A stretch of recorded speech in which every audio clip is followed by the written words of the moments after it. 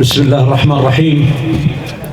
أكرر ما سمعته قبل قليل: لن تكون سوريا إلا بإسقاط هذا النظام، ولن نقبل بأقل من إسقاط هذا النظام المجرم.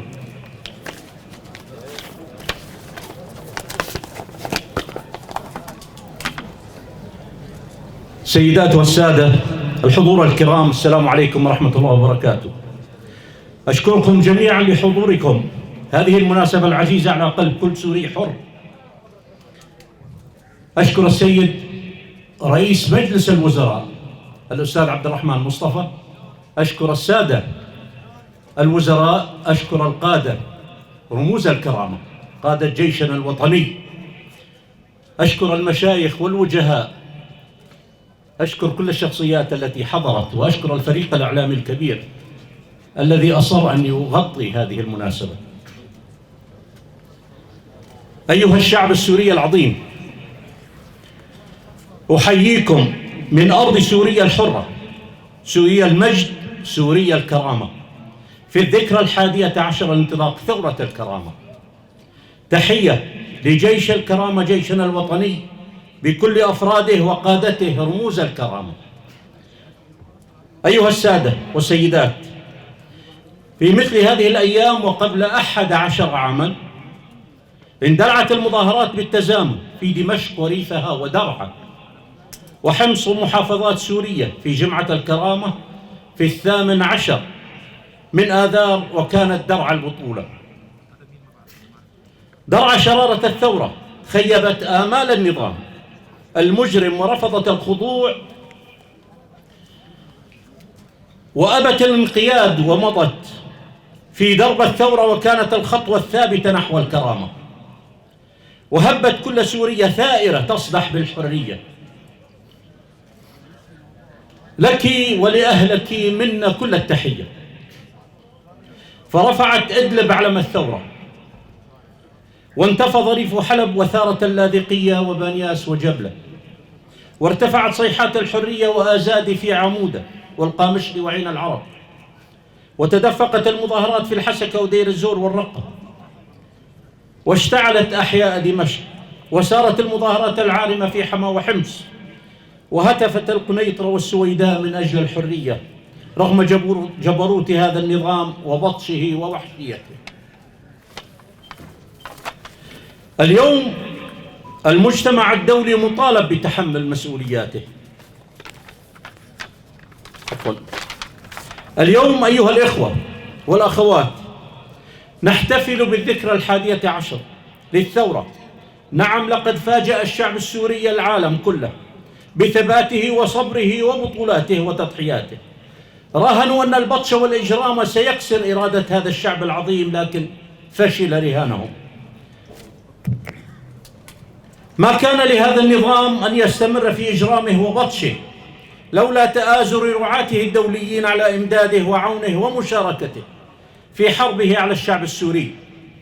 وجاء العدوان الروسي ليدمر المستشفيات والمدارس ويستهدف المدنيين، ويكمل إجرام النظام في تدمير سوريا وتهجير أهلها، وليزيد العبء على دول الجوار ودول العالم في محنة اللاجئين. والسؤال اليوم: أين العالم عن كل هذا؟ وقد انكشفت نوايا روسيا حليف النظام، فهل كان العالم جاهلا نواياها؟ أين الأمم المتحدة؟ أين المجتمع الدولي اليوم بعد محنة أيام في أوكرانيا، لكنها محنة عقد في سوريا؟ لقد قدم لنا المجتمع الدولي هيكلا لعملية سياسية لا يمكن ملئه أبدا في غياب آليات تنفيذية أو جداول زمنية أو إجراءات ملزمة، والتزمنا به. وقد مضت الثورة مع مجريات الحل السياسي منذ جنيف 2014، والتزمنا ببيان جنيف حزيران 2012 وما تلاه من قرارات دولية 21/18 والقرار 22/54. لكن بعد عقد ما الذي وصلنا إليه؟ أيها الأخوة والأخوات، أقول لكم بكل صدق وشفافية: لم تنتج العملية السياسية عبر كل هذه السنين أي شيء. لم يستطع المجتمع الدولي إجبار النظام ورعاته على إطلاق سراح معتقل أو معتقل، بل حتى أنه لم يستطع إجباره على بيان حال المفقودين وما شهدناه إلا كثرة اللجان والهيئات التي تشكلت. اليوم المجتمع الدولي مطالب بتحمل مسؤولياته تجاه الشعب السوري وتجاه تكالب روسيا وإيران والنظام المجرم عليه. نحن مع الحل السياسي القائم على القرارات الدولية، لكن نعتقد جازمين أن الأمور لا يمكن أن تستمر كما في الماضي، ولا بد من إصلاح جذري للعملية السياسية وآلياته، ووضع جدول زمني لبنود ومفردات هذه العملية، ووضع إجراءات تلزم النظام بتطبيق هذه القرارات، لا سيما القرار 2254 بكل بنوده، وعلى رأسها هيئة الحكم الانتقالي كاملة الصلاحيات.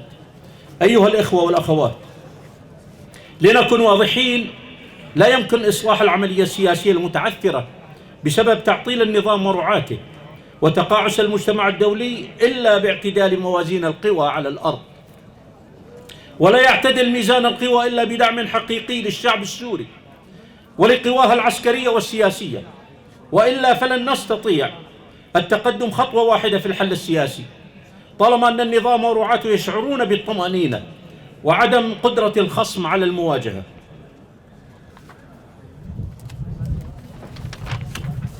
سؤال: رغم التزامنا بالمسار السياسي واعتباره خيارنا الاستراتيجي، لماذا سمح المجتمع الدولي بتدفق السلاح النوعي المؤثر في سير المعارك إلى أوكرانيا وحظره على ثوار سوريا؟ من حق الشعب السوري الذي قدم 1,000,000 شهيد ومئات آلاف المعتقلين والجرحى وملايين المهجرين أن يحظى بدعم وتعاطف كل أحرار العالم من أجل تحقيق أحلامه وتطلعاته في دولة ديمقراطية يحيا فيها جميع السوريين بكل مكوناتهم بحرية وكرامة وعدالة. لا يمكن القبول ببقاء هذا النظام المجرم ممثلا لسوريا في المنظمات الدولية، ولا بد من طرده منها. لا بد أن يشغل مقعد سوريا فيها من يمثل شعبها وثورته، ولا يقبل من أحد أن يعمل على إعادة تدوير هذا النظام أو تأهيله تحت أي ذريعة. ولا يمكن فهم القبول بالنظام إلا أنه قبول بسجله الإجرامي عبر السنين السابقة. المعتقلون ليسوا أمرا تفاوضيا ولا ورقة ابتزاز بيد النظام ورعاته. المعتقلون يجب أن يطلق سراحهم بلا أي شرط. وهل يعقل أن يعجز العالم كله على إطلاق المعتقلين من سجون هذا الطاغية؟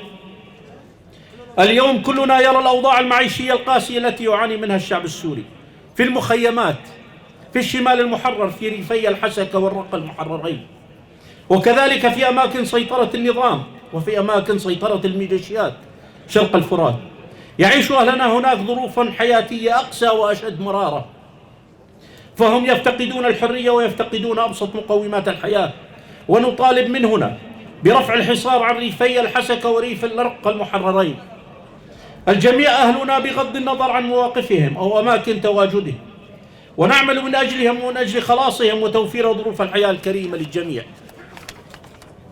لا بد من التأكيد على ضرورة وحدة الصف وتوحيد الجهود والعمل معا يدا واحدة، فالثورة مسؤولية الجميع وملك الجميع، ونحن منفتحون على كل أطياف الحركة الثورية والسياسية التي تؤمن بهذه الثورة العظيمة ومبادئها، وعلى رأسها إسقاط النظام وبناء الدولة الديمقراطية. نمد أيدينا للجميع من أجل حرية شعبنا وتحصيل حقوقه السليبة. كل القوى السياسية والعسكرية للثورة مطالبة اليوم باستعادة المبادرة والعمل الخلاق من أجل إحياء العمل الثوري من جديد ودفع قطار الثورة إلى محطة الخلاص النهائية بكل السبل. هناك دول وشعوب وقفت مع الشعب السوري وثورته من اليوم الأول، ونحن لا ننسى والتاريخ لا ينسى. لكم الشكر جميعا، نخص بالشكر دولة تركيا الصديقة والمملكة العربية السعودية وقطر، ونخص أصدقاء الشعب السوري جميعا، لا سيما الولايات المتحدة التي أطلقت هذا الشهر مبادرة شهر المحاسبة، ونحن نناشدها أن يتوج هذا الشهر بفتح مسار دولي لمحاسبة بشار الأسد ونظامه في محكمة دولية أسوة بفتح ملف روسيا وجرائمها في أوكرانيا. ونشيد باجتماع أصدقاء الشعب السوري في واشنطن في 3 من هذا الشهر وما خلصوا إليه وما تبعه من تصريحات لمسؤولين أمريكيين. ونشيد بموقف أعضاء في جامعة الدول العربية وقفوا بوجه محاولات إعادة النظام إلى الجامعة، وما عودة النظام إلى جلب عميل إيران ليزرع مخطط إيران الحاقد في مقر الجامعة. فما كفى أحقادها عواصم عربية 4 وما النظام السوري إلا جسر عبور، لكن لن يكون الشعب السوري ذلك الجسر، إنما القبر لكل مخطط حاقد يطال دولنا العربية. أيها الشعب السوري العظيم، ستكون سوريا الجديدة لكل السوريين، لعربها وكردها وتركمانها وسريانها واشوريها وكلدانها لدروزها وعلويتها. ستكون لكل مكوناتها وطوائفها. ستكون الوطن الذي تعيش فيه الأجيال القادمة بعزة وأنفة وكرامة، وستتذكرون ما قمتم به بفخر واعتزاز. ستبقى سوريا عظيمة بتاريخها وشعبها وبطولاتها. المجد والخلود لشهدائنا العظام، المجد والنصر لأبطالنا، المجد والحرية لمعتقلينا، المجد والفخار لنسائنا وحرائرنا، المجد والمستقبل لأطفالنا. والسلام عليكم ورحمة الله وبركاته.